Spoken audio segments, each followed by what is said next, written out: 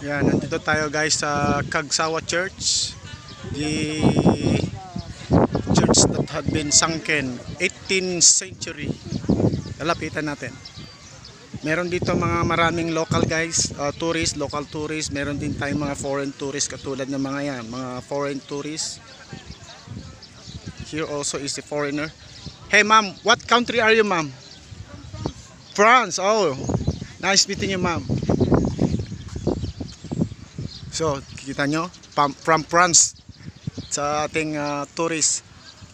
Ito, Church of Kagsawa, the spiritual administration of Kagsawa from 1587 to 1596 was under the parish of Kamalig. An early church was burned 25th July 1636 by the Dutch who ransacked the town bordering Legazpi Bay. This church built after 1724 and by Fray Francisco Blanco, DPM. DFM was buried by rock and lava during the eruption of Mayon volcano. 1st February 1814, the authorities of Kagsawa meeting at Ligao, 6th of July 1814, decided to incorporate their town as part of Daraga. The first centenary of the destruction of the church was commemorated 1st February 1914 with a huge pilgrimage to ruins where the High Mass was celebrated. Ayan. Ito siya guys. Ito yung bell tower na lang ang natitira dito sa ating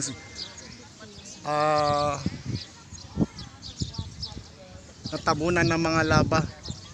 At ang may kasalanan niyan ay ito. Ayan, itong Mount Mayon. Nagbuga nung nag-erupt siya nung 1814. But still buhay pa rin itong ating Kagsawa Church. This one is a church, no? And what's left was the bell tower na lang. Tapos all of this dyan hanggang dito is the part of the church. Lubog na lahat. So you have seen there a foreigner over there. Oh. This one is the whole of it is church being sunken by the lava of this famous cone-shaped Mayon volcano here in Daraga Albay. Ayan. So slowly na tatanggal yung kanyang mga ulap para makita natin yung crater. Ayan. Susum ko lang guys. Yun. In an hour daw ay pwedeng magpakita yung crater niya. Yan na, nagpapakita na slowly. Ayan.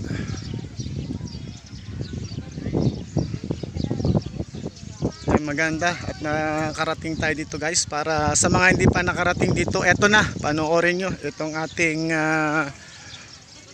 Mount Mayon volcano. Ayan, nasa harap natin. At itong ating bell tower na lumubog. Oh, that's a foreigner from France taking a picture. Ayan. Maraming mga tourist guys. Ayan, local tourists from Manila, from different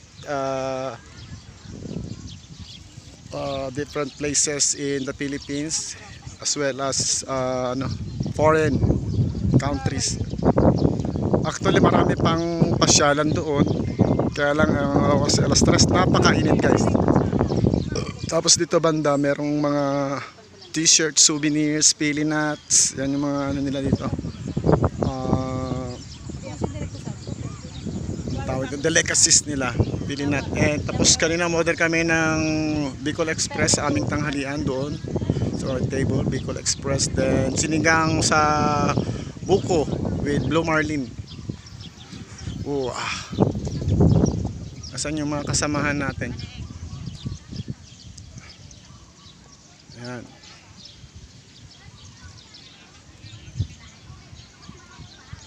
Isa, dalawa, tatlong stage na lang natira.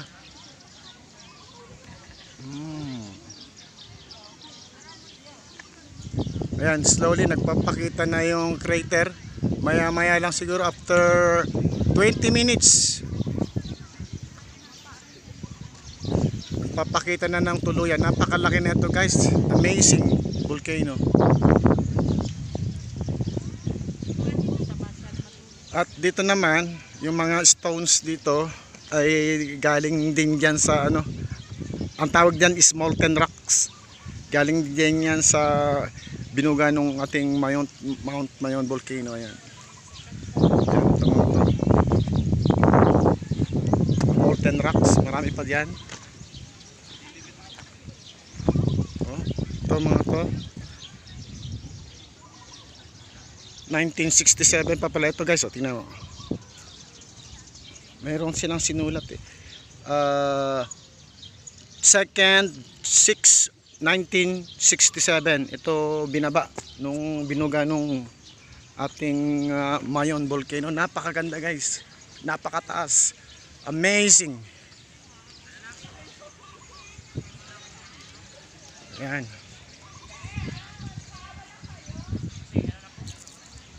Pakuha rin tayo, wait lang guys, papakuha lang tayo naman.